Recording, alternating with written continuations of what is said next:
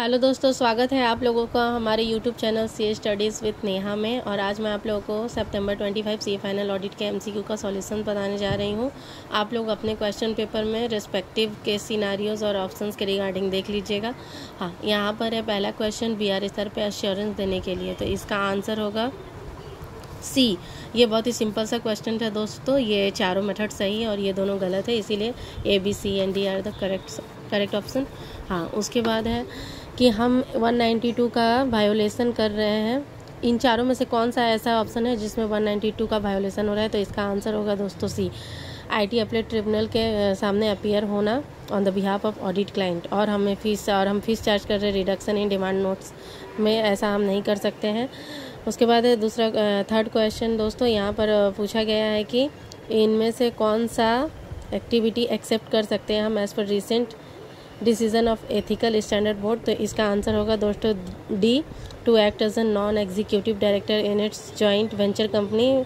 और अब स्टार्ट होता है हमारा केस सिनारियो नंबर 1। पहला केस सिनारियो में है कि क्लाइंट जो है उसको एडवांस मिला है एक्सपेंसेस के लिए, उस एक्सपेंसेस के रिगार्डिंग जो भी 5,25 लाख जो है वो एडवांस मिला है, उसको क्लाइंट जो है सेपरेट बैंक अकाउंट में जमा नहीं करता उसको जो ऑडिटर जो है CAH ऑडिटर है वो सेपरेट बैंक अकाउंट में उसको जमा नहीं कराता है, तो क्या वो गिल्टी होगा? तो नहीं, ऐसा नहीं, वो गिल्टी नहीं होगा, क्योंकि जो भी हमारे एक्सपेंसेस के लिए हमें जो पैसा मिलते हैं उसको हमको सेपरेट बैंक अकाउंट में जमा नहीं करवाना, डिपॉजिट नहीं करवाना, तो 4 का करेक्ट ऑप्शन होगा ए। 5 नंबर क्वेश्चन में ये है कि CSR का कोई अमाउंट है, अनस्पेंट अमाउंट है। एक बार केस सिनारियो में देखते हैं हम लोग। हाँ, CSR का CAS observed that an amount of ₹20 lakh was unspent in respect of other than ongoing projects. Other than ongoing project का ये अनस्पेंट अमाउंट है, इसको हम लोग शेड्यूल 7 में जो फंड स्पेसिफाइड है उसके अंतर्गत जमा करते हैं, तो इसका करेक्ट ऑप्शन होगा बी। और जो जमा करते हैं वो पीरियड होगा within 6 months from the expiry of financial year.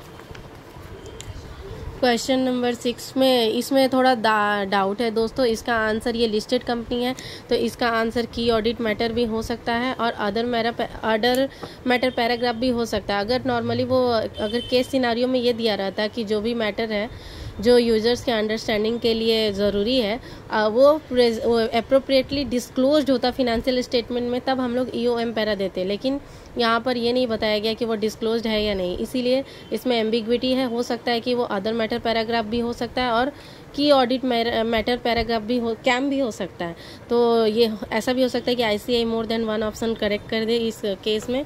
हाँ, इसका non current period consolidation adjustment, इसका आंसर होगा सी। गुडविल और कैपिटल रिजर्व एक परमानेंट कंसोलिडेशन एडजस्टमेंट है जो सिर्फ किया जाता है at the time of acquisition, और या फिर कोई चेंज होता है शेयर होल्डिंग्स में तब। अब आते हैं केस सिनेरियो नंबर 2 में। ये थोड़ा सा इसमें भी एक जगह एम्बिग्विटी है दोस्तों, इसको थोड़ा ध्यान से हम लोग देखेंगे। क्वेश्चन नंबर 8 में बोला गया है कि टू ऑब्जर्वेशन के लिए ऑडिटर कैसा रिपोर्ट देगा, तो पहला जो ऑब्जर्वेशन है उसके लिए कैम देगा, और दूसरा ऑब्जर्वेशन है वहाँ पे बोला गया है कि 1.8 करोड़ का मिसिंग इन्वेंट्री है, जिसके लिए इनसफिशिएंट डॉक्यूमेंटेशन है, या फिर जो भी वो एक एरर है, मैनेजमेंट बता रहा है एरर है, तो इसका प्रभाव जो है पूरे फिनेंशियल स्टेटमेंट में नहीं है, कन्फाइंड टू अकाउंट है, परवेजिव नहीं है, मटेरियल है, 1.8 करोड़ मटेरियल है, इसीलिए इसका आंसर होगा डी। पहला जो ऑब्जर्वेशन है उसमें वो सिग्निफिकेंट है, यहाँ पर दिया हुआ है सिग्निफिकेंट है, तो इसीलिए इसको की ऑडिट मैटर पैराग्राफ में डाल रहे हैं, और सेकेंड ऑब्जर्वेशन के लिए हम लोग क्वालिफाई ऑडिट ओपिनियन दे रहे हैं, तो इसका आंसर होगा डी, करेक्ट ऑप्शन डी। हाँ, इस क्वेश्चन में एम्बिग्विटी है दोस्तों। ये क्वेश्चन नंबर 9 है, जहाँ पर बोला गया है रेवेन्यू लीकेज हमें कैलकुलेट करके देना है, इसका आंसर होगा सी, 8,50,000। आइए देखते हैं कैसे होगा।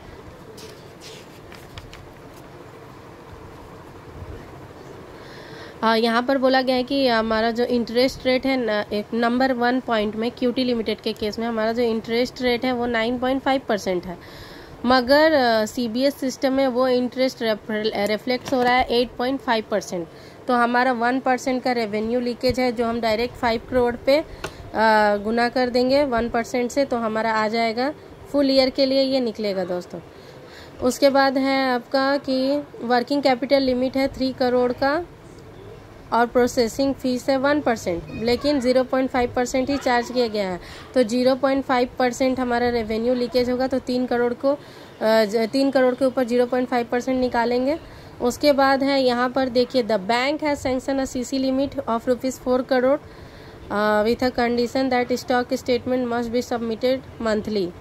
DF Limited has not submitted stock statement for 3 months and penal interest है 2% per annum as per the sanction terms। यहाँ पर ये नहीं लिखा है दोस्तों कि ये अमाउंट, ये जो 2% जो है ये हम लोगों को मिला है या नहीं मिला है, तो इसीलिए हम लोग इसको रेवेन्यू लीकेज का पार्ट कंसीडर नहीं करेंगे।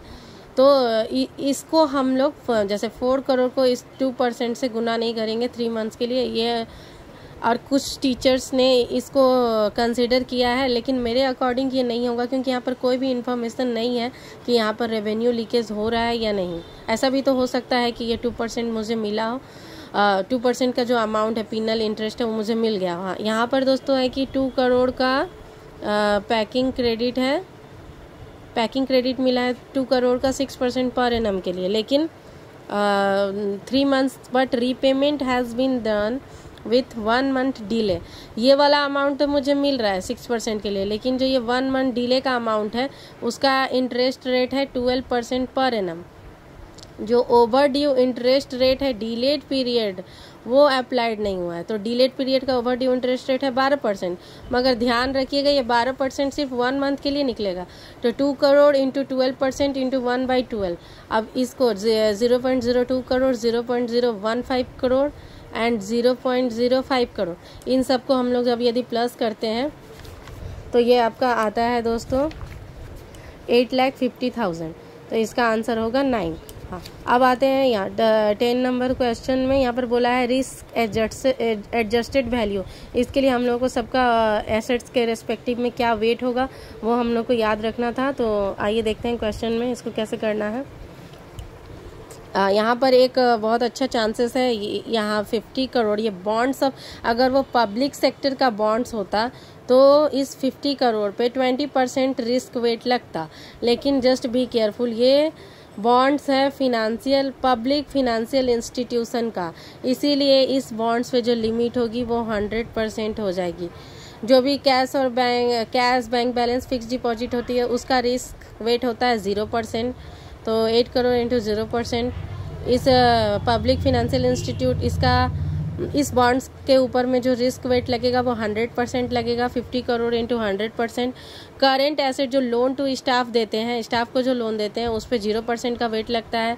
जो फिक्स एसेट होता है फर्नीचर एंड फिक्सर वो कहीं कवर नहीं है, तो इसीलिए वो 100%, जैसे कि रिस्क वेट एसेट का जब लिखा हुआ है कि कितना परसेंटेज लगेगा, वहाँ पर लिखा हुआ है अदर्स में फर्नीचर एंड फिक्सर आ जाएंगे, जब फिर 30 करोड़ पर 100% का वेट लगेगा।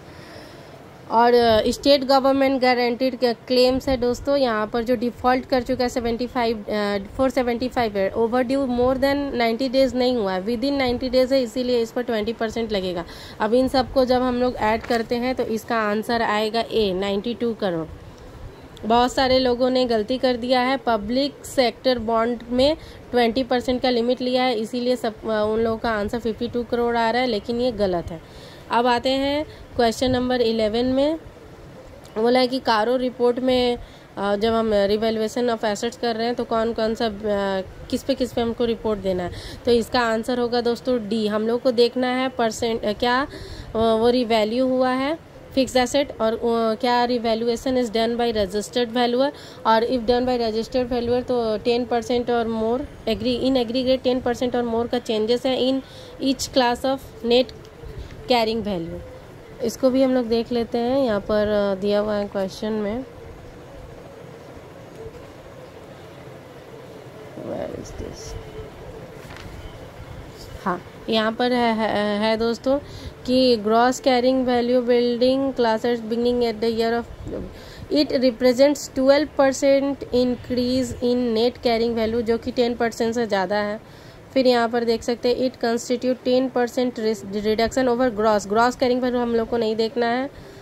नेट कैरिंग वैल्यू देखना है इन ईच क्लास में, तो ये 16% है और ये 12% है, जो कि 10% और मोर है, तो इसीलिए हम लोग दोनों को रिपोर्ट करेंगे। तो इसका आंसर होगा D, both the revaluation of building as well as software, दोनों को ही हम लोग रिपोर्ट करेंगे। अब आते हैं हमारा last case scenario, integrated case scenario number 3 में। इसके ऊपर दोस्तों एक क्वेश्चन भी हमारे स्टडी मैट में, इसका आंसर होगा ओनली MPRN कंपनी, क्योंकि ये वर्क सिर्फ स्पेसिफिकली इसी को अलॉट हुआ था, तो इसका आंसर होगा बी। हाँ, ये ABC एंड एसोसिएट्स और बाकी जॉइंट ऑडिटर्स को as a subordinate staff use कर रहा है, मगर कुछ भी रिस्पॉन्सिबिलिटी जो होगी फाइनल वो इसी की होगी, क्योंकि ये काम इसी को अलॉट किया गया था, MPRN कंपनी को। हाँ, यहाँ पर है कि which of the activities verified by the subordinated staff of ABC and associates pertains to the control activity. इसका आंसर होगा दोस्तों डी, 2 और 4। फिर आता है कि इसमें से कौन सा स्पेसिफिक प्रोसीजर्स नहीं है to evaluate relevance and reasonableness of mister C's finding, तो इसका आंसर होगा 3 और 4। और लास्ट दोस्तों ये बहुत इजी था, इसका ऑप्शंस भी दिया हुआ है, इसका एग्जांपल्स भी दिया हुआ है एसए 706 में, कि जब हम लोग अर्ली एडॉप्शन करते हैं किसी भी अकाउंटिंग पॉलिसीज प्रिंसिपल, ये इन डेज का है, तो ये कहाँ पे हम लोग इसका इफेक्ट कहाँ पे बताएंगे, एम्फेसिस ऑफ मैटर पैराग्राफ में बताएंगे। तो वीडियो को लाइक कीजिएगा और कमेंट करके ज़रूर बताइएगा कि आप लोगों को कैसा लगा। Thank you so much.